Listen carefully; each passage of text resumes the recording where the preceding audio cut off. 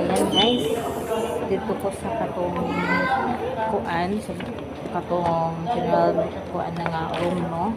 Ayan, kay since atong gamit is insurance, nan balhin ta diri sa kaninga kuan 631 para sa atong MaxiCare na insurance. Kay magwa tagpilapan nan diri, tagpapli na atong mapilapan para sa ma-qualified ang atong kuan insurance. Ayan, since lunch break, alauna daw na pa 6 minutes more to go para alauna. So, waiting pa kanila no, ma-open. Tapos, mag-file sa ato ang kuan para insurance. Okay, magpa-check up tang ulay kwarta kay. Okay, guys, wait for me. Tabayan nyo na lang ako dyan. Thank you.